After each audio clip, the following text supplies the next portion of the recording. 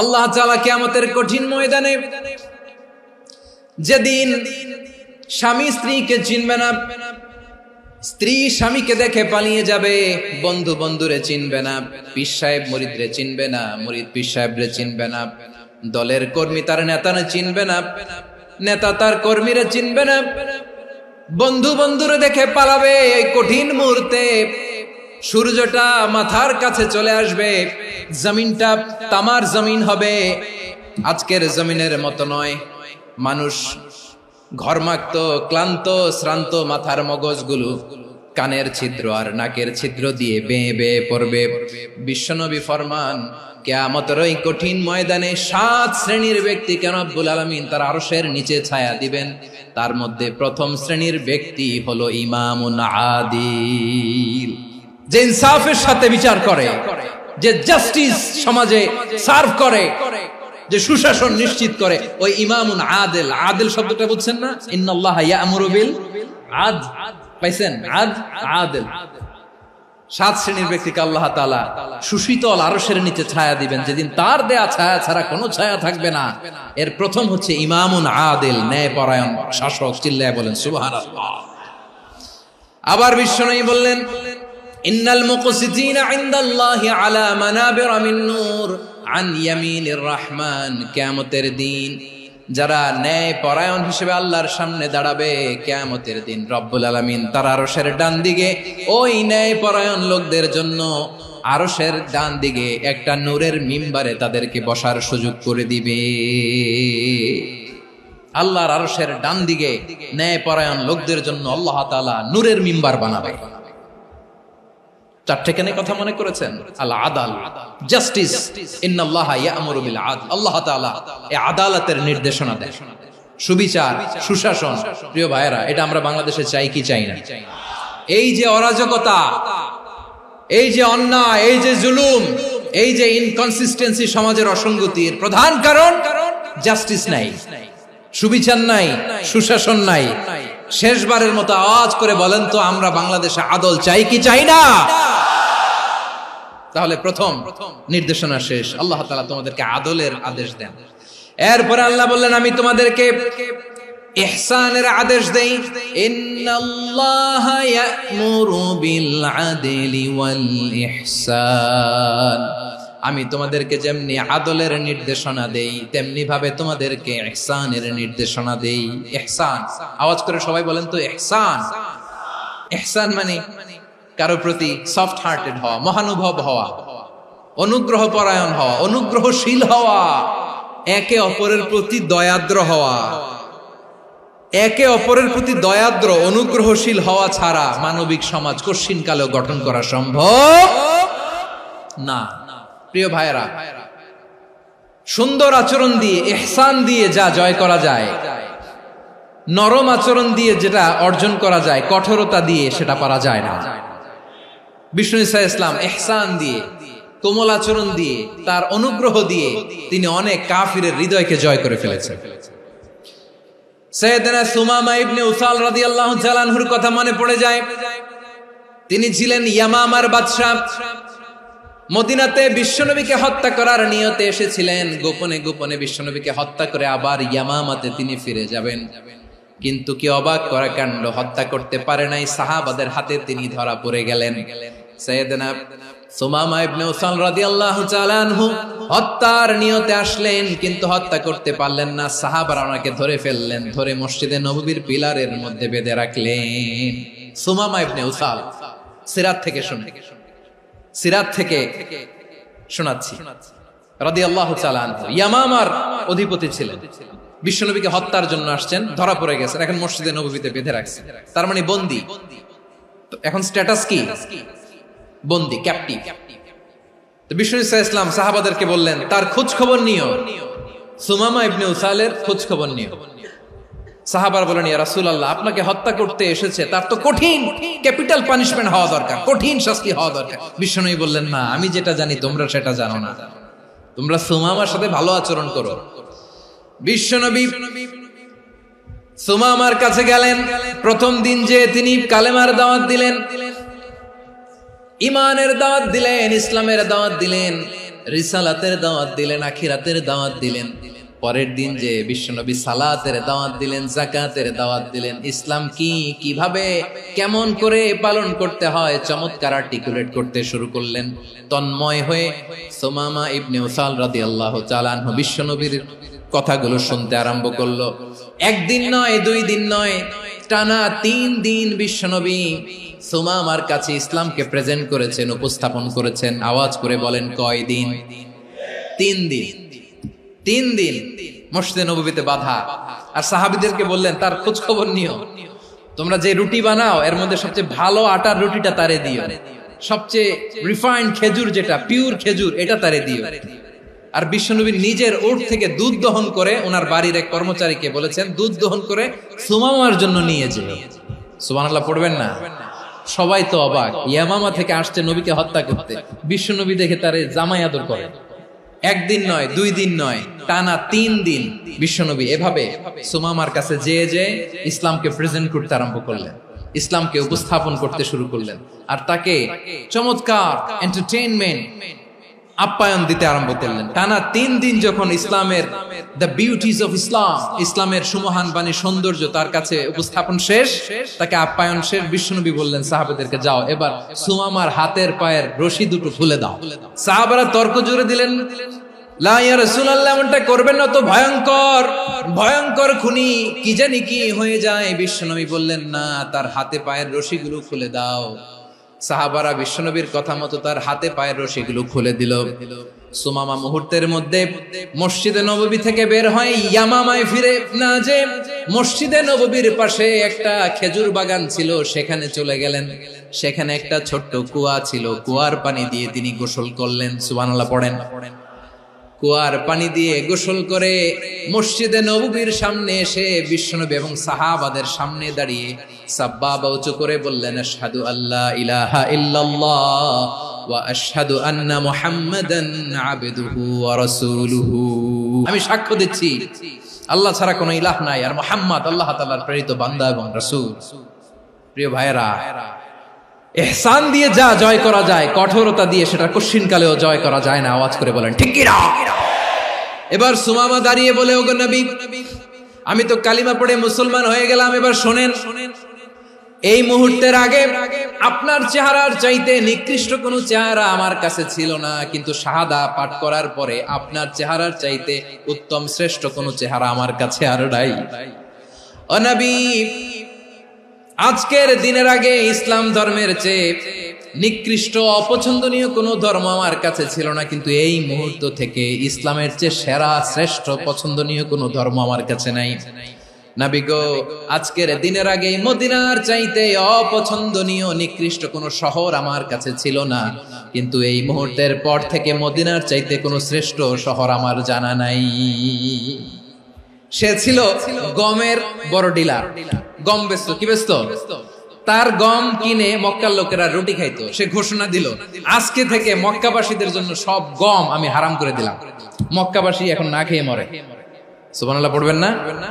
মক্কাবাসী বিশ্বনবীর কাছে আসলেন, এসে বললেন, মুহাম্মদ, আমরা তো তোমার ভাই, তোমার চাচা, তোমার ভাতিজা, তোমার আত্মীয়, তুমি সুমামারে বলো সে যেন আবার গমের সাপ্লাই মক্কার জন্য অনুমতি দিয়ে দেয়। বিশ্বনবীর অনুমতি ক্রমে সুমামা আবার মক্কাতে গম পাঠাতে শুরু করলো। পড়েন সুবহানাল্লাহ।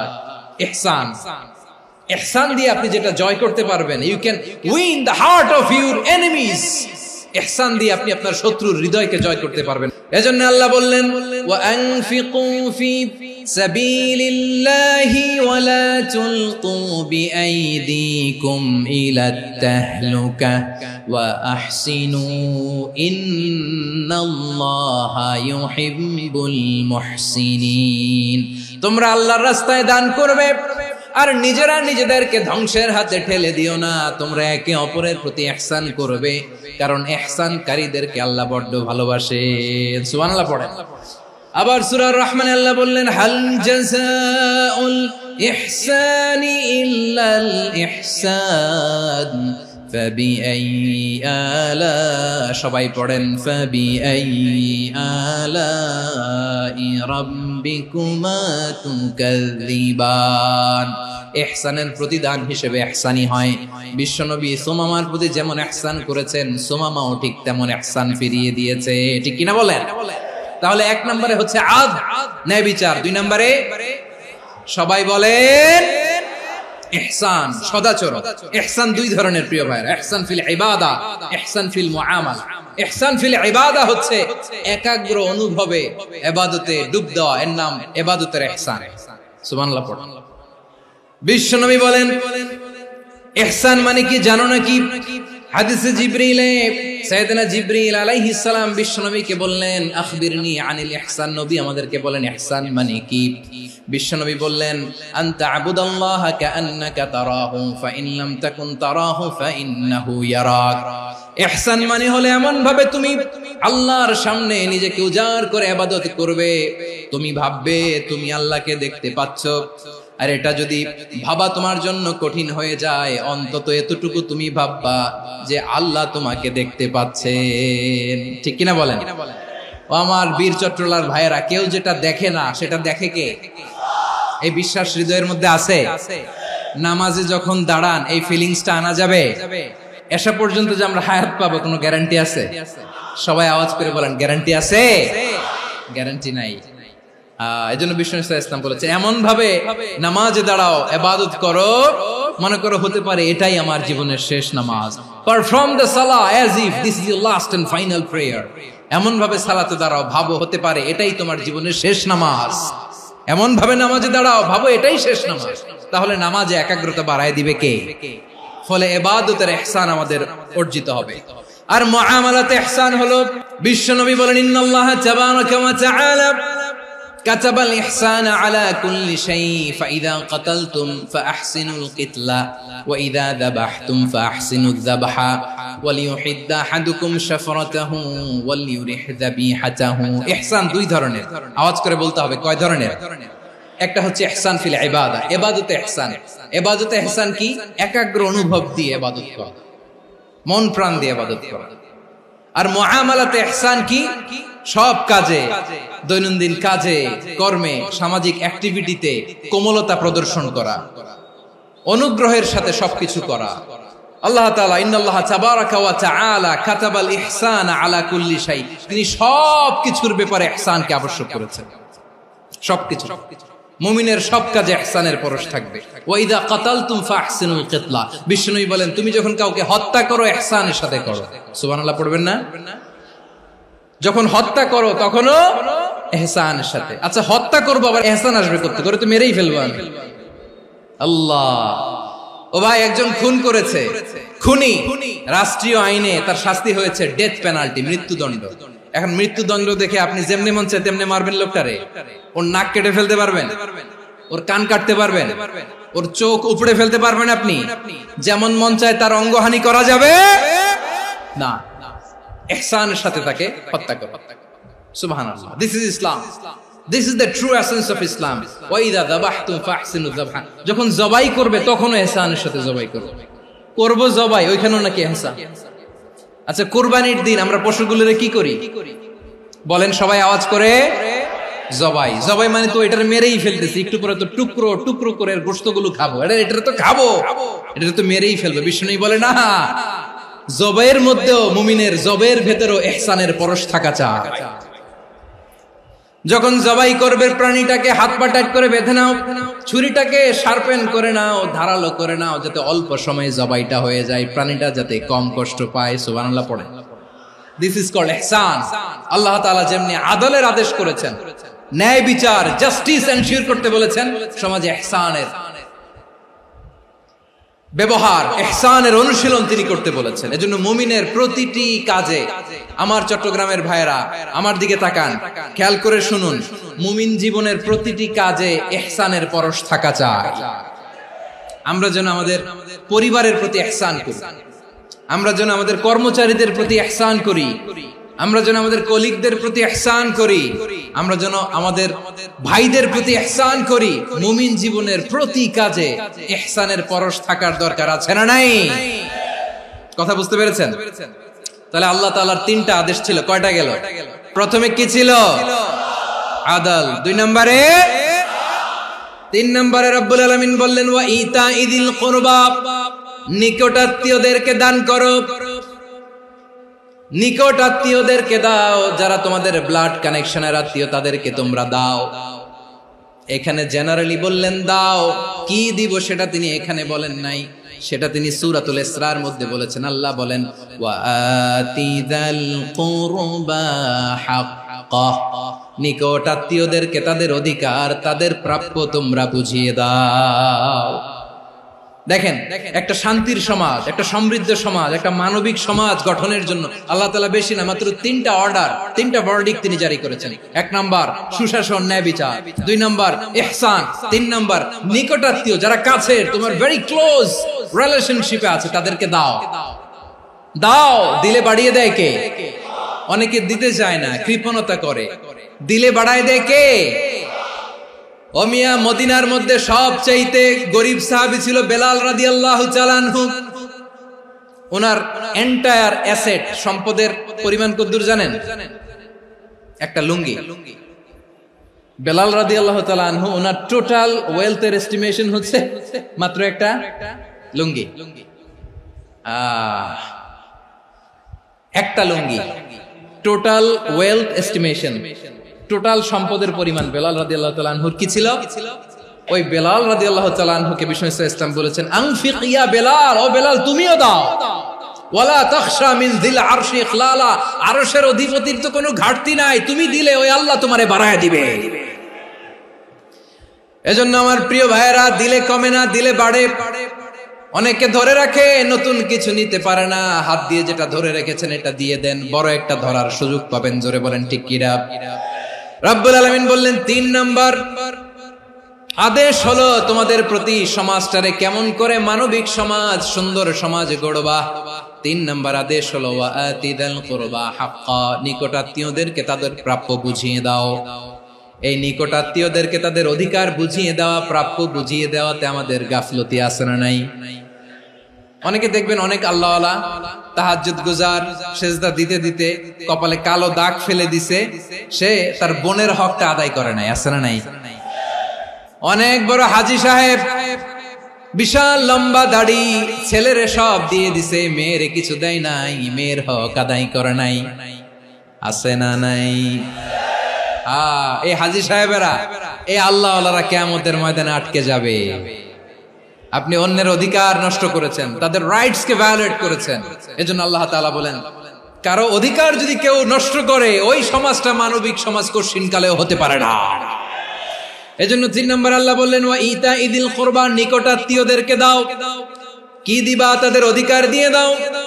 বোনের অধিকার বুঝিয়ে দাও, মেয়ের অধিকার বুঝিয়ে দাও, ফুফুর অধিকার বুঝিয়ে দাও। দেখবেন অনেক মায়েরা ছেলের পাতে মুরগির রান দেয়, মেয়ের পাতে দেয় মুরগির ঠ্যাং। তো মেয়ের কি মুরগির রান খেতে মনে চায় না? মনে চায় না? এমনটা করা যাবে না। নিকটাত্মীয়দেরকে অধিকার দিয়ে দাও, নিকটাত্মীয়ের সাথে সুসম্পর্ক রাখো। আদেশটা কার? এজন্য প্রিয় ভাইয়েরা, জীবনে যদি বারাকা অর্জন করতে চান, নিকটাত্মীয়দের সাথে সুসম্পর্ক রাখতে হবে, তাদের জন্য উপহার পাঠাতে হবে। বিশ্বনবী বলেন লা ইয়াদখুলুল জান্নাতা কাতে, যে ব্যক্তি আত্মীয়তার সম্পর্ককে ছিন্ন করে দেয়, সে কঠিন কালেও আল্লাহর জান্নাতে ঢুকবে না। আপনি কি এটারে সহজ হাদিস মনে করছেন? এটা সহজ কথা? আপনি ভাবছেন আপনার নামাজ আপনারে বাঁচাতে পারবে, আপনার রোজা বাঁচাতে পারবে, আপনার তাহাজ্জুদ আপনারে বাঁচাতে পারবে?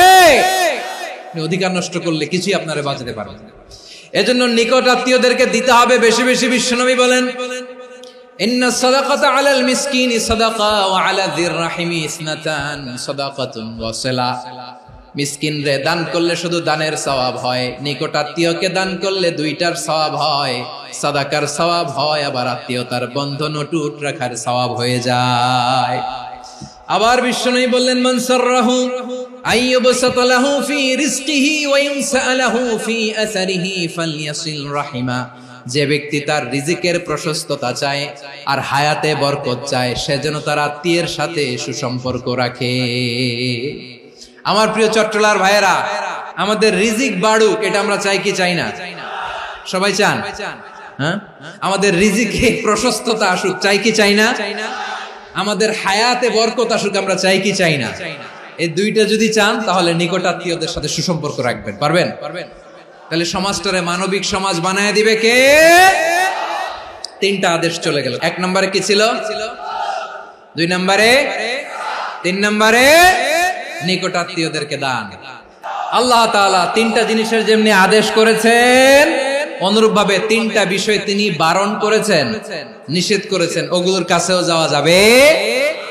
রাব্বুল আলামিন বলেন, ওয়ায়ানহা আনিল ফাহশাই ওয়াল মুনকারি ওয়াল বাগি। আমি যেমনি তিনটি বিষয়ে আদেশ করলাম, অনুরূপভাবে তিনটি বিষয়ে বারণ করলাম, নিষেধ করলাম। আমার 1 নাম্বার নিষেধাজ্ঞা হলো অশ্লীলতার প্রতি। ফাহশা, ওয়ায়ানহা আনিল ফাহশা, আল্লাহ তাআলা অশ্লীলতাকে নিষেধ করেছেন। কোন জিনিসকে? সবাই বলুন, কোন জিনিসকে? যত ধরনের, যত টাইপের, যত ক্যাটাগরির অশ্লীলতা হতে পারে সব অশ্লীলতাকে হারাম করেছেন কে? ফাহশা মানে কি?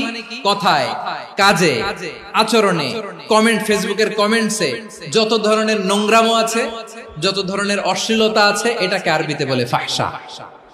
রাব্বুল আলামিন বলেন, কুল ইন্নামা حرم ربي الفواحش ما ظهر منها وما بطن। ও নবী, আপনি বলে দেন, আমার রব প্রকাশ্য, অপ্রকাশ্য, স্পষ্ট কিংবা অস্পষ্ট, দৃশ্যমান কিংবা অদৃশ্যমান সব অশ্লীলতাকে হারাম করেছেন। সব ধরনের অশ্লীলতা হারাম। আল্লাহ তাআলা আমাদেরকে অশ্লীলতা থেকে বাঁচান। এবার বলেন, আমাদের সমাজে অশ্লীলতা আছে না নাই? অশ্লীলতা নানা ভাবে, নানা নামে, নানা মোড়কে আমাদের সমাজে আছে না নাই? সংস্কৃতির নামে, ফ্যাশনের নামে, বিনোদনের নামে, উপন্যাসের নামে, কনসার্টের নামে অশ্লীলতা আছে না নাই? আপনি দেখেছেন কনসার্টগুলোর অবস্থা? আমাদের তরুণ তরুণীরা, আমাদের যুবক যুবতীরা, আমাদের জেনজিরা, কি অবস্থা ওইখানে? কনসার্টের নামে অশ্লীলতা আছে না নাই? ছেলে মেয়ে একে অপরকে জড়ায় ধরতেছে, একে অপরকে চুমু খাচ্ছে, প্রকাশ্যে, দিবালোকে, গণমানুষের সামনে। আল্লাহ তাআলা এই অশ্লীলতা থেকে আমাদেরকে বেঁচে থাকতে বলেছেন। রূপালী জগতের নামে অশ্লীলতা আছে না নাই? এই টার্মটা আপনারা জানেন না? রূপালী জগৎ কি জগৎ? আসলে কি রূপালী জগৎ না অন্ধকার জগৎ? আমার বোনেরা, আপনাদেরকে যে কি বলে তারা বুঝায়, রূপালী জগৎ শুনেই আপনি ভরকে যাবেন না। রূপালী জগতে যে নারী যত বেশি উলঙ্গ, সে নাকি তত বেশি সাহসী। জানেন? বলে এটা একটা সাহসী নারী, খুব সাহসী পদক্ষেপ তার। যত বেশি শরীর থেকে কাপড় নামাতে পারবে, যত বেশি বস্ত্রহীন হয়ে নিজেকে প্রেজেন্ট করতে পারবে, সে নাকি তত বেশি সাহসী। আমার চট্টলার ভাইয়েরা, শয়তানের প্রথমে এজেন্ডা ছিল বনি আদমকে বস্ত্রহীন করা। সে আদম এবং হাওয়া আলাইহিস সালামকে নিষিদ্ধ গাছের ফল খাইয়ে তাদেরকে বস্ত্রহীন করেছে। এই জামিনেও সে আমাদেরকে বস্ত্রহীন করতে চাইবে। এই রূপালী জগতের নামে তারা এটা করে। আমার প্রিয় বোনেরা, আপনি জানেন না আপনার দাম কত? ওরা আপনাদেরকে বিজ্ঞাপনের সস্তা পণ্য বানাতে চায়। ওরা আপনাদেরকে ওদের ভোগের লিপসার টুলস বানাতে চায়। ওরা আপনাদেরকে দিয়ে ওদের খায়েশ পূরণ করতে চায়। এটা আপনাদের জন্য মোটেও ডিগনিটি নয়, এটা আপনাদের জন্য সম্মান নয়। আপনার সম্মান শালীনতায়, আপনার সম্মান হেজাবে, আপনার সম্মান ভদ্রতায়, আপনার সম্মান আপনার ডিসেন্ট পোশাকে। পোশাক বলে দেয় এই নারীটা ভদ্র না অভদ্র। পোশাক বলে দেয় এই মেয়েটা কোন ঘরের মেয়ে। আপনি জানেন না? আপনারা সস্তা পণ্য বানায়, ভোগের পণ্য, বিলবোর্ডে আপনাকে উলঙ্গ করে উপস্থাপন করে। এই অশ্লীলতার সাথে ইসলামের কোন সম্পর্ক? এজন্য আল্লাহ বলেন, আমি অশ্লীলতাকে হারাম করেছি। অশ্লীলতাকে হারাম করার প্রথম কারণ হলো এর মাধ্যমে মানবতাকে অপমানিত করা হয়। কারণ মানুষের সম্মান মানুষের পোশাকে।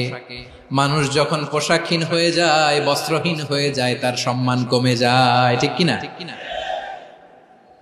অশ্লীলতাকে হারাম করার প্রথম কারণ হচ্ছে মানুষ মানুষকে অপমান করে। একটা নারী, সে তো সম্মানিত, নারী যে কত সম্মানিত নারীরা এটা বুঝেই নাই। বিশ্বনবী বলেন আদ-দুনিয়া কুল্লুহা মাতা ওয়া খায়রু মাতা'আদ দুনিয়া আল মারআতু সালিহা। আমার বোনেরা, 5টা প্যান্ডেলে আপনারা এলইডিতে আমার আলোচনা শুনছেন, আমি জানি। আপনাদের এই গর্ভ যে কত দামি আপনি জানেন না। আপনার পেট থেকেই আসবে আগামী দিনের সালাহুদ্দিন আল আইয়ুবী, আপনার পেট থেকেই আসবে অনাগত দিনের ইমাম মাহদী আল মুনতাযর, আপনার পেট থেকেই আসবে অনাগত দিনের ফয়সাল, ওয়াসিম, মুগ্ধ, আবু সাইদের মতো বীর যোদ্ধা। আমার প্রিয় বোনেরা, আমার প্রিয় বোনেরা, বিশ্বনবীর কথার ওজন খেয়াল করেন। আদ-দুনিয়া কুল্লুহা মাতা ওয়া খায়রু মাতা'আদ দুনিয়া আল মারআতু সালিহা। দুনিয়ার সবকিছুই অ্যাসেট, এর মধ্যে সবচেয়ে দামি অ্যাসেট নেককার নারী।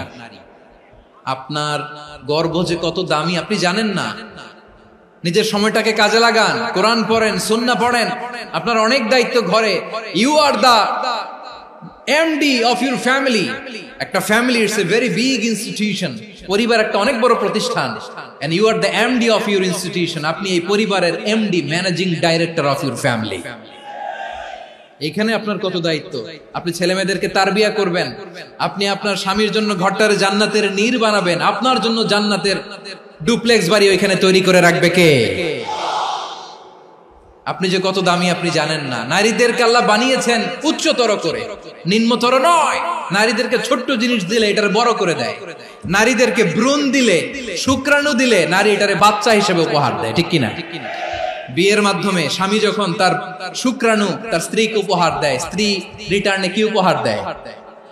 ফুল ফর্ম বেবি, মানব সন্তান। দেখছেন, আপনি দিলেন একটুকুনি, দিছে বিশাল। আপনি যদি নারীকে বাজার এনে দেন, নারী এটাকে সুস্বাদু খাবারে রূপান্তর করে দেয়। আপনি তাকে একটা মুচকি হাসি দিয়ে দেন, সে তার কলিজা দিয়ে দেয়। কিন্তু যদি আপনি তার মনে কষ্ট দেন, সে আপনার জীবনকে জাহান্নাম বানায়া দেয়।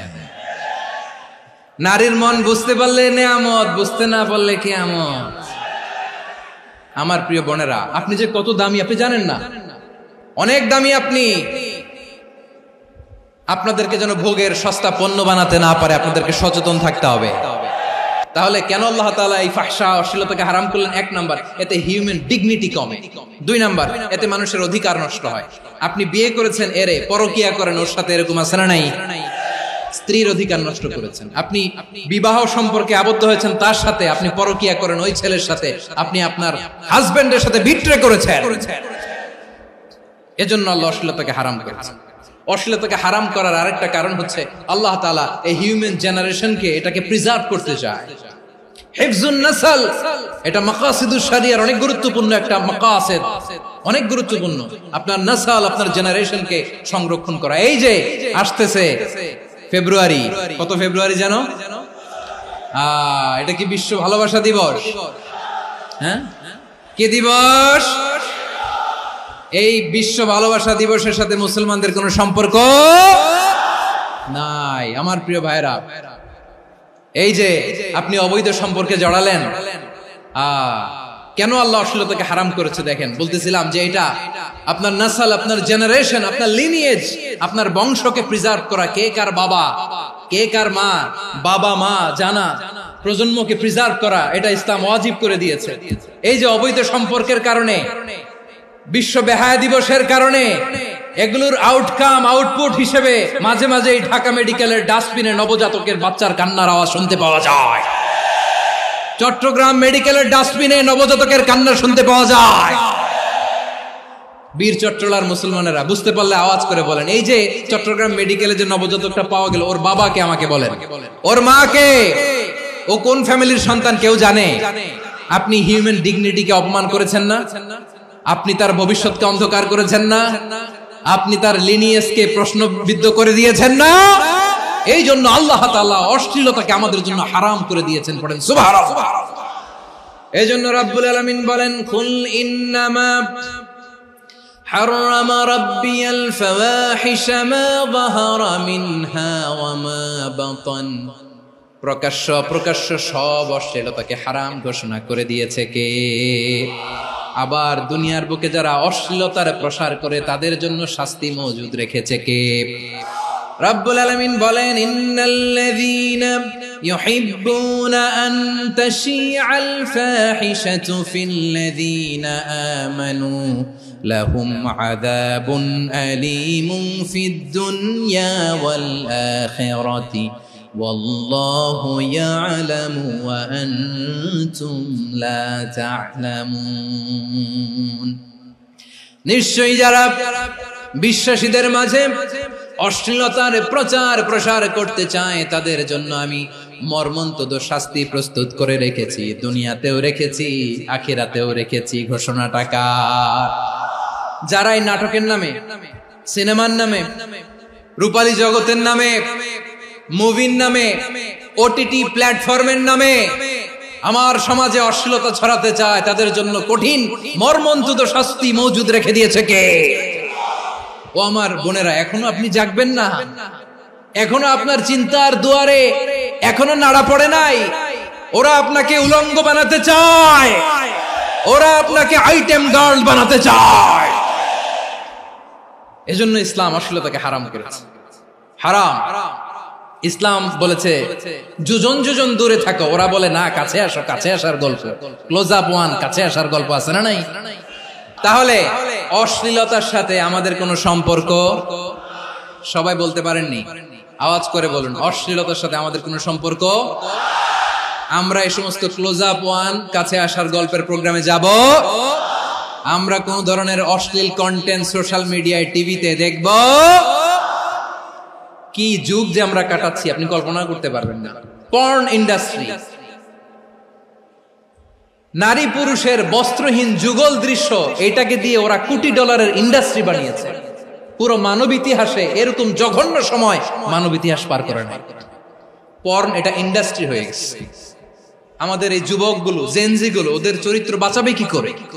কেমন করে হেফাজত করবে ওদের এই মূল্যবান চরিত্র? আমার প্রিয় ভাইরা, এই অশ্লীলতার দ্য লেটেস্ট ভার্সন হচ্ছে LGBTQ, শরীফ থেকে শরীফা। শুনছেন আপনারা? দেখতে পুরুষ, আসলেই পুরুষ, সুস্থ একজন পুরুষ, 4 সন্তানের বাবা, বলে আমি মনে মনে নারী। দেখতে নারী, সুস্থ নারী, আসলেই সে দিব্যি একজন নারী, বলে আমি মনে মনে পুরুষ। সবচেয়ে ভয়ঙ্কর অশ্লীলতার সবচাইতে লেটেস্ট ভার্সন হচ্ছে এই ট্রান্সজেন্ডারিজম। সুস্থ পুরুষ তার বায়োলজিক্যাল গ্রোথকে হরমোন দিয়ে স্টপ করে দিয়ে সে সার্জারি করে নারী হতে চায়। সুস্থ নারী পুরুষ হতে চায়। পুরুষ পুরুষের প্রতি সেক্সুয়ালি আকর্ষণ বোধ করে। এটা লূত আলাইহিস সালামের কওমের মধ্যে ছিল। এটাকে আল্লাহ কোরআনে ফাহিশা বলেছেন। ওয়ালুতান ইয ক্বালা লিকাওমিহি আতা'তুনাল ফাহিশাতা মা সাবাকাকুম বিহা মিন আহাদিম মিনাল আলামিন। লূত আলাইহিস সালাম বললেন, তোমরা কি এমন এক অশ্লীল কার্যক্রমে ডুব দিলে নাকি যেটা গোটা বিশ্বের কেউ কখনো করে নাই? তোমরাই প্রথম করেছো। পড়েন নাউযুবিল্লাহ। এই পশ্চিমের এই রোগ আমার দেশে যেন আসতে না পারে, আমাদের সজাগ থাকতে হবে। প্রিয় ভাইরা, চিল্লায় বলেন ঠিক কি না? পশ্চিমের অবস্থা ভয়ঙ্কর। পাশ্চাত্যে আমি যুক্তরাষ্ট্রে ছিলাম অনেকদিন, কয়েক মাস, বিভিন্ন স্টেটে ঘুরেছি। গার্ডিয়ানরা উদ্বিগ্ন, ছেলে মেয়েদেরকে, ছোট্ট ছেলে মেয়ে, ওদেরকে জিজ্ঞেস করে, তুমি how do you feel right now inside yourself? তুমি ভিতরে ভিতরে কেমন ফিল করো? তোমার কি ছেলে ছেলে লাগে না মেয়ে মেয়ে লাগে? আচ্ছা বলেন, এই ছোট্ট বাচ্চাটা ওকে এগুলো জেন্ডার অ্যাসাইনমেন্ট বলতে এগুলো কিছু বুঝে? এইভাবে মিসগাইড করা হচ্ছে। কৌতূহল বশত ছোট্ট ছেলে যদি বলে আমার তো মেয়ে মেয়ে লাগে, তখন বলে যে না তুমি মেয়ে, ছেলে না। মা বাবা বাধা দিলে ওকে আলাদা গভর্নমেন্ট হাউসে নিয়ে যায়। ভয়ঙ্করতম অবস্থা। আমরা একটা সময় শুনতাম যে হুজুর আমার ছেলেটা খুব ভালো, হাফেজে কোরআন, আল্লাহওয়ালা। হুজুর আমার ছেলে দাড়ি রাখছে, আল্লাহওয়ালা। হুজুর আমার ছেলে 5 ওয়াক্ত সালাত জামাতের সাথে পড়ে, তার মানে আল্লাহওয়ালা। পশ্চিমে যে আমি কি শুনছি জানেন? ওরা বলে হুজুর আমার ছেলেটা ইউনিভার্সিটির একটা মেয়ের সাথে প্রেম করে, ও খুব আল্লাহওয়ালা, হুজুর দোয়া করবেন। এর কারণ ওদের কাছে আল্লাহওয়ালার ক্রাইটেরিয়া হচ্ছে হুজুর আমার ছেলেটা আরেক ছেলের পছন্দ করে নাই, আমার মেয়েটা আরেক মেয়েকে ভালোবাসে নাই, এজন্য আমার ছেলেটা আল্লাহওয়ালা হুজুর ওর জন্য একটু দোয়া করে দিয়ে। কি চ্যালেঞ্জ ওরা ফেস করতেছে। ওনার ছেলে যে আরেক ছেলের বিয়ে করবে না, এটাতেই উনি খুশি যে আলহামদুলিল্লাহ আমার ছেলেটা একটা মেয়েরে ভালোবাসে, আমার মেয়েটা একটা ছেলেরে ভালোবাসে, মানে এটা খুব আল্লাহওয়ালা। নাউজুবিল্লাহ পড়তে পারলেন না? এজন্য অশ্লীলতার সাথে আমাদের কোন সম্পর্ক। রব্বুল আলামিন বলেন ওয়ায়ানহা আনিল ফাহশাই ওয়াল মুনকারি ওয়াল বাগি, তিনটা জিনিসকে আমি নিষিদ্ধ করলাম। এক নাম্বার হলো ফাহশা, অশ্লীলতা। দুই নম্বরে হলো মুনকারের সমস্ত মন্দ কাজ। মুনকার মানে হচ্ছে যত মন্দ কাজ, খারাপ কাজ, বাজে কাজ, এটার বলে মুনকার। এটার কি বলে? আপনারা পড়ছেন না তা'মুরুনা বিল মা'রুফি ওয়া তানহাউনা আনিল মুনকার, সৎ কাজের আদেশ, অসৎ কাজের নিষেধ। মুনকার, মুনকার হচ্ছে মানুষের স্বাভাবিক বিবেকবোধ যেটাকে খারাপ বলে, ওইটাই মুনকার। পৃথিবীর সব আসমানি গ্রন্থ যেটাকে খারাপ বলেছে, মানুষের স্বাভাবিক বিবেকবোধ যেটাকে খারাপ বলেছে, এগুলো সব মুনকার। যেমন ইফতিজিং, এটা কি ভালো না খারাপ? মজুদদারি, খাদ্যে ভেজাল দেওয়া, ওজনে কম দেওয়া, মাছে ফরমালিন মিশানো, চাঁদাবাজি, টেন্ডারবাজি, দখলবাজি, এগুলো আমাদের স্বাভাবিক বিবেকেই বলে এগুলো খারাপ, এগুলো হচ্ছে মুনকার। আল্লাহ তাআলা এই মুনকার থেকে আমাদেরকে বেঁচে থাকতে বলেন, আর শয়তান এই মুনকারের প্রতি আমাদেরকে উদ্বুদ্ধ করে। আল্লাহ তাআলা বললেন ইয়া আইয়ুহাল্লাযীনা আমানু লা তাত্তাবিউ খুতুওয়াতিশ শাইতান ওয়া মান ইয়াত্তাবি' খুতুওয়াতিশ শাইতানি ফাইন্নাহু ইয়া'মুরু বিল ফাহশাই ওয়াল মুনকার। আল্লাহ বললেন আমার গোলামেরা শোনো শোনো, ও আমার বিশ্বাসী বান্দারা খবরদার, তোমরা কশিনকালেও শয়তানের পদাঙ্ক অনুসরণ করবে না, কারণ শয়তান তোমাদেরকে অশ্লীলতা এবং মন্দ কাজের দিকে উদ্বুদ্ধ করে। আমাদের কাজ হচ্ছে শয়তান আমাদেরকে যেদিকে নিতে চায় আমরা তার উল্টা দিকে যাব। শয়তান এই মন্দ কাজকে আমাদের কাছে বিউটিফাই করে, চাকচিক্যময় করে আমাদের সামনে উপস্থাপন করে। এজন্য আল্লাহ বলেন মুনকারকে থামাতে হবে, মুনকার প্রতিরোধ করতে হবে। মুনকার প্রতিরোধের দায়িত্ব শুধু আমাদের নাকি?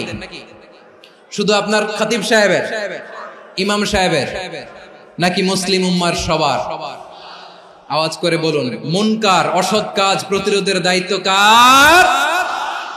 রাব্বুল আলামিন বলেন কুনতুম খায়রা উম্মাতিন উখরিজাত লিন-নাসি তা'মুরুনা বিল মা'রুফি ওয়া তানহাউনা আনিল মুনকার। তোমাদেরকে শ্রেষ্ঠ জাতি করে জমিনের মধ্যে আবির্ভূত করা হয়েছে, যাতে করে তোমরা জমিনের ভেতরে সৎ কাজের আদেশ করতে পারো আর অসৎ কাজের নিষেধ করতে পারো। উম্মাহ, কুনতুম খায়রা, তাহলে গোটা উম্মার দায়িত্ব, এটা বুঝতে পারছেন তো? আচ্ছা, আরো নিচে আসেন। এরপরে আল্লাহ বললেন শুধু উম্মাহ না, এই জমিনের রাজত্ব আমি যাদের হাতে দেই, এই জমিনের মালিক আমি যাদেরকে বানিয়ে দেই, যাদেরকে আমি সরকারের দায়িত্ব দেই, তাদেরকেও মুনকার প্রতিরোধের দায়িত্ব দিয়েছে কে? আল্লাহ বলেন যারা ক্ষমতার মসনদে বসেছে তাদেরকে 4 দফা কর্মসূচি আমি আল্লাহ দিলাম। আওয়াজ করে বলেন কয় দফা? আল্লাহ বলেন আল্লাযীনা ইম্মাক্কান্নাহুম ফিল আরদি আকামুস সালাতা ওয়া আতাউয যাকাতা ওয়া আমারু বিল মা'রুফি ওয়া নাহাউ আনিল মুনকার ওয়ালিল্লাহি আকিবাতুল উমুর। যারা এই জমিনের উত্তরাধিকার হয়েছে তারা 4 দফা কর্মসূচি নিয়ে সামনে আগাবা। সালাত কায়েম করবা, যাকাত আদায় করবা, সৎ কাজের আদেশ দিবা, অসৎ কাজ থেকে মুনকার প্রতিরোধ করবা। আদেশটা কার? আমার প্রিয় চট্টলার ভাইরা, পুরো উম্মার দায়িত্ব মুনকার প্রতিরোধ করা, সরকার প্রধানের দায়িত্ব মুনকার প্রতিরোধ করা। এরপর আল্লাহ বলেন প্রতিটা ফ্যামিলির যিনি প্রধান সিইও বাবা, প্রত্যেক বাবারও দায়িত্ব এই মুনকার প্রতিরোধ করা। আওয়াজ করে বলেন ঠিক কি না? যেমনটি সাইয়েদনা লোকমান আলাইহিস সালাম ওনার কলিজার টুকরা সন্তানকে আদেশ করেছেন, ইয়া বুনাইয়া আকিমিস সালাতা ওয়া'মুর বিল মা'রুফি ওয়ানহা আনিল মুনকার। পড়েন সুবহানাল্লাহ। বাবা ছেলেকে সবক দিচ্ছে। লোকমান আলাইহিস সালাম ছেলেকে বলতেছে, ওরে আমার কলিজার টুকরা সন্তান, ওরে আমার বাছা, নামাজ কায়েম করবা, সৎ কাজের আদেশ দিবা, আর মুনকার প্রতিরোধ করবা, অসৎ কাজ, সমাজ থেকে খারাপ কাজকে ঝেঁটে বিদায় করে দিবা। তাহলে দেখেন আমি স্টেপ বাই স্টেপ নামলাম। পুরা উম্মার দায়িত্ব, জমিনের উত্তরাধিকারী আল্লাহ যাদেরকে বানিয়েছেন সরকার, তাদের দায়িত্ব, প্রতিটি ফ্যামিলির প্রধানের দায়িত্ব। এরপরে বিশ্বনবী বলেন সচেতন প্রতিটি মুসলিমের দায়িত্ব সমাজ থেকে মুনকারকে উৎখাত করা। বিশ্বনবী বলেছেন, মান রাআ মিনকুম মুনকারান ফালিয়ুগাইয়িরহু বিয়াদিহি ফাইন লাম ইয়াস্তাতি ফাবিলিসানিহি ওয়া ইন লাম ইয়াস্তাতি ফাবিকলবিহি ওয়া যালিকা আযআফুল ঈমান। সমাজে যে মুনকার দেখবে, খারাপ কাজ দেখবে, সে যেন হাত দিয়ে সেটাকে থামায়। আমার প্রিয় ভাইরা, না থামালে আমরাই ডুববো শেষমেশ। আমাদের বাঁচার জন্য হইলেও থামাইতে হবে। রব্বুল আলামিন বলেন, ওয়াত্তাকু ফিতনাতাল লা তুসিবান্নাল্লাযীনা যালামু মিনকুম খাসসা। ও আমার গোলামেরা, ওই আযাবকে ভয় করো যে আযাব যখন আমি জমিনের বুকে পাঠাই শুধু জালেমদেরকেই মারি না, আলেমদেরকেও মারি। আযাব যখন আসে তখন শুধু জালিমই মরে না, আলেমও মরে। জানেন, মুসা আলাইহিস সালামের পায়ে একবার একটা লাল পিঁপড়া, তো উনি রেগে মেগে পাশি দেখে লাল পিঁপড়ার বাসা, পা দিয়ে ডলে মুছে সবগুলো পিঁপড়া মেরে ফেলছে। এই ঘটনাটা আল্লাহ ঘটিয়েছেন এজন্য মুসা আলাইহিস সালাম ছিলেন কালিমুল্লাহ, সরাসরি আল্লাহর সাথে কথা বলতেন। তিনি আল্লাহকে জিজ্ঞেস করেছিলেন, আল্লাহ তুমি যখন কোন জনপদে আযাব পাঠাও, শাস্তি দাও, ওখানকার শুধু জালেমরাই তো মরে না, ভালো মানুষগুলাও মরে, তো আযাব দিবা মুশরিকদের উপর দিবা, অবাধ্যদের উপর দিবা, ভালো মানুষগুলোরে মারো কেন? আল্লাহ বললেন, মুসা তোমার যে কামড় দিছিল পায়ের মধ্যে পিঁপড়া, কয়টা পিঁপড়া? একটা পিঁপড়া, তো সবগুলারে মারলা কেন? রেগে মেগে পুরো পিঁপড়ার বাসা ভেঙে মেসাকার করলা কেন? আমি যখন অ্যাকশনে যাই, আমি যখন শাস্তি দেই, তখন এত বাস বিচার করা হয় না, বাস বিচার করা যায় না। যখন অ্যাকশনে যাওয়া হয় ওইটা ডাইরেক্ট অ্যাকশন হয়ে যায়। চিল্লায় বলো ঠিক কিনা? এজন্য আমাদের বাঁচার জন্য হলেও এই পাপ থামাতে হবে, এই শয়তানের অট্টহাসি থামাতে হবে, অন্যায় অপরাধ সমাজ থেকে আমাদের থামাতে হবে। কারণ আযাব আসলে ওরাও মরবে, আমরাও মরব। একটা জাহাজ 2 তলা, আপনি আছেন 2য় তলায়, নিচের তলার কিছু লোক জাহাজের তলা ছিদ্র করতে আরম্ভ করছে। কি ছিদ্র করতেছে? আচ্ছা, জাহাজের তলা ছিদ্র করলে তলা দিয়ে কি ঢুকে? এখন আপনি যদি বলেন আমার কি, আমি তো 2 তলায়, আমি তো ভালো আছি, ওরা ছিদ্র করে ওরা মরবে। আসলে কি শুধু ওরা মরবে? তলা দিয়ে যখন পানি ঢুকবে, জাহাজ ঢুকলে আপনিও মরবেন। এজন্য নিজে মরার আগে ওই পাগলগুলোর নিচতলায় যে থামাতে হবে। চিল্লায় বলেন ঠিক কিনা?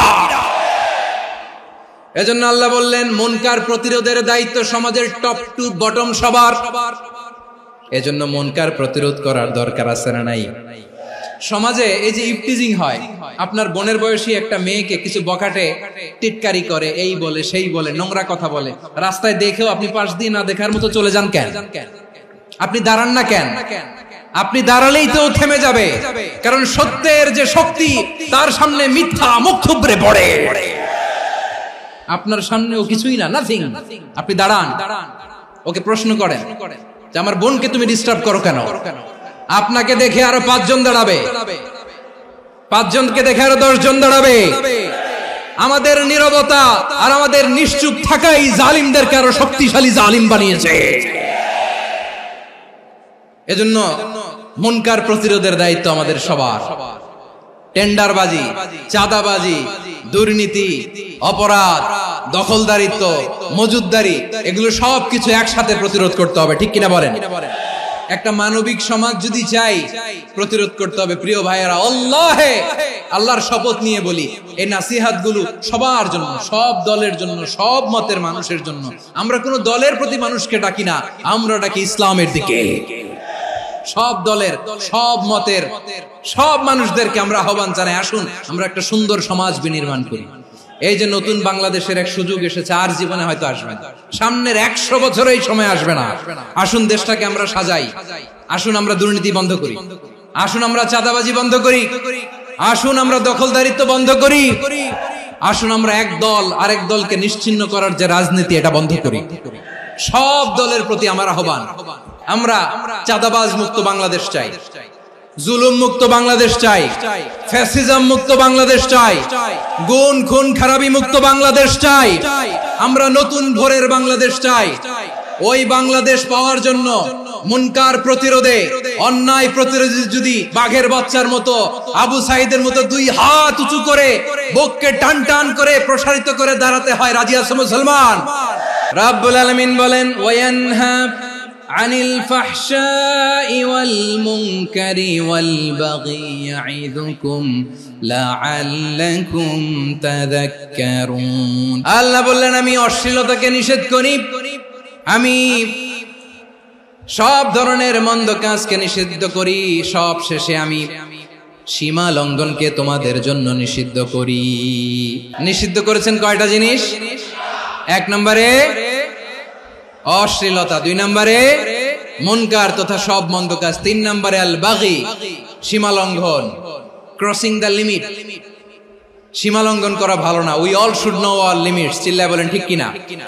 একই আয়াতে আল্লাহ বললেন কুল ইন্নামা হাররামা রাব্বিয়াল ফাওয়াহিশা মা যাহারা মিনহা ওয়া মা বাতানা ওয়াল ইসমা ওয়াল বাগিয়া বিগাইরিল হক। অন্যায় ভাবে যে অবাধ্য হয়, যে সীমা লঙ্ঘন করে, তাদেরকেও আমি এটা হারাম করে দিলাম। সীমা লঙ্ঘন করা হারাম। আল্লাহ বারবার বারবার আমাদেরকে ওয়ার্নিং দেয়। যখন আমরা থামি না তখন আল্লাহ ধরে, আর যখন ধরে তখন ছাড়ে না। ধরে ধরে ধরে না, ধরলে আল্লাহ। ফেরাউনকে কিন্তু হুট করে ধরে নাই, আপনারা জানেন 9 বার ওয়ার্নিং দিয়েছে। ফেরাউনকে আল্লাহ তাআলা ওয়ার্নিং দিয়েছিল কয়বার? রাব্বুল আলামিন বলেন ওয়ালাকাদ আতাইনা মূসা 9 আয়াতিন বাইয়িনাত। 9টা মুআজিজা দেখিয়েছি, 1 2 3 বারবার এইভাবে রিমাইন্ডার, ওইভাবে রিমাইন্ডার, এইভাবে নসিহত, ওইভাবে দাওয়া। ফাকুলা লাহু কাওলান লাইয়িনা, নরম করে বলো, সফট করে বলো, যত ওয়ে হতে পারে দাওয়া মেথডোলজি। মুসা আলাইহিস সালামের সব অ্যাপ্লাই শেষ, 10ম বারে যে আল্লাহ ধরছে। 10ম বারে যে ধরেছে। এজন্য আল্লাহ বলেন আমি সীমা লঙ্ঘনকে পছন্দ করি না। কোরআনের অন্য আয়াতে বাগীকে বলা হয়েছে আল ইতিদা। সীমা লঙ্ঘন যারা করে তাদেরকে আল্লাহ বলেছেন মুতাদিন। ওয়াকাতিলু ফি সাবিলিল্লাহিল্লাযীনা ইউকাতিলুনাকুম ওয়া লা তা'তাদু ইন্নাল্লাহা লা ইউহিব্বুল মুতাদিন। আমি সীমা লঙ্ঘনকারীদেরকে কোশ্চিনকালেও পছন্দ করি না। আমরা যেন সীমা লঙ্ঘন না করি, রাজি আছেন তো? যে কোনো ক্ষেত্রে ইবাদতে যেন সীমা লঙ্ঘন না করি। অনেকে আমরা ইবাদতে সীমা লঙ্ঘন করে ফেলি। বিশ্বনবী সাল্লাল্লাহু আলাইহি ওয়াসাল্লাম যেটা শিখিয়েছেন এর বাইরে যে অতিরিক্ত বুজুর্গ হতে চায়, এরকম আছে না নাই? কোন ক্ষেত্রেই সীমা লঙ্ঘন করা যাবে, এমনকি যুদ্ধ ক্ষেত্রেও না। বিশ্বনবী সাল্লাল্লাহু আলাইহি ওয়াসাল্লাম বলেন খবরদার যুদ্ধ ক্ষেত্রেও সীমা লঙ্ঘন করো না। কি সুন্দর ইসলাম আমরা পেয়েছি। বিশ্বনবী বলেন খবরদার যুদ্ধের ময়দানে কোনো নারীর গায়ে হাত তোলো না, কোনো শিশুর গায়ে হাত তোলো না, কোনো গবাদি পশু হত্যা করো না, কোনো শস্য ক্ষেত্র ধ্বংস করো না, ইবাদতরত অন্য ধর্মের কোনো সন্ন্যাসীর গায়ে হাত তোলো না। বলেন সুবহানাল্লাহ। তাহলে আমরা সীমা লঙ্ঘন করতে পারবো? প্রিয় ভাইরা, একটা সুখী, সমৃদ্ধ, শান্তির সমাজ, মানবিক সমাজ যদি আমরা গঠন করতে চাই, আমাদের আল্লাহর দেয়া কয়টা আদেশ মানতে হবে বলেন দেখি? আর বেঁচে থাকতে হবে কয়টা জিনিস থেকে? আল্লাহর আদেশ কি? 1 নাম্বার আদাল, ন্যায়পরায়ণতা। আমরা সুবিচার, সুশাসন, ন্যায় বিচার চাই কি চাই না? 2 নম্বরে কি ছিল? মাশাআল্লাহ, আমরা যেন সবার প্রতি দয়া পরবশ হই, ইহসান করি। 3 নম্বরে কি ছিল? নিকটাত্মীয়দের দান করা, তাদের অধিকার প্রাপ্য বুঝিয়ে দেওয়া। পাশাপাশি 3টা জিনিস থেকে আল্লাহ বারণ করেছেন, নিষেধ করেছেন। তার প্রথমটা ফাহশা, অশ্লীলতা। অশ্লীলতার সাথে আমাদের কোনো সম্পর্ক। 2 নম্বর নিষেধাজ্ঞা কি ছিল? আল মুনকার, সমাজের যত মন্দ কাজ এগুলোকে আমরা প্রতিরোধ করব। রাজি আছেন তো সবাই? 3 নম্বরে আল বাগী, সীমালঙ্ঘন। কোন মুসলিম সীমালঙ্ঘন করে না। রাব্বুল আলামিন শেষে বললেন ইয়াইদুকুম লাআল্লাকুম তাযাক্কারুন। আল্লাহ তোমাদেরকে উপদেশ দেন যাতে তোমরা শিক্ষা গ্রহণ করো। আমরা উপদেশ দেব, আমরা জোর করে কাউরে কিছু মানাতে চাই না। লা ইকরাহা ফিদ্দিন ওয়াযাক্কির ফাইন্না যিকরা তানফাউল মুমিনিন। উপদেশ দিলে এটা মুমিনদের কাজে দেয়। লাস্তা আলাইহিম বিমুসাইতির ইন্নামা আনতা মুযাক্কির। নবী হে, আপনি রিমাইন্ডার দাতা, আপনি উপদেশ দিবেন। আমরাও বিশ্বনবীর এই হাদিসগুলো থেকে, কোরআনের আয়াত থেকে রিমাইন্ডার, এই কথামালা বাণী বাহক হিসেবে এই বাণীগুলো আপনাদের সাথে কাছে পৌঁছে দিলাম। আমরা আল্লাহ তাআলার কাছে প্রার্থনা করি, আল্লাহ আমরা যেন আদল দিয়ে আমাদের সমাজকে গঠন করতে পারি। আল্লাহ আমরা যেন ইহসান করতে পারি, আমরা যেন নিকটাত্মীয়দের দান করতে পারি। আল্লাহ যত ধরনের অশ্লীলতা, অনাচার, মন্দ কাজ, সীমালঙ্ঘন, অবাধ্যতা থেকে যেন আমরা বেঁচে থাকতে পারি। আল্লাহ তাআলা আমাদের সবাইকে কথাগুলো বুঝার ও আমল করার তৌফিক দান করুক। হাযা মা ইনদি ওয়াল ইলমু ইনদাল্লাহ আলাইহি তাওয়াক্কালতু ওয়া ইলাইহি উনীব। সুবহানাকাল্লাহুম্মা বিহামদিকা আশহাদু আল্লা ইলাহা ইল্লা আনতা আস্তাগফিরুকা ওয়া আতুবু ইলাইক।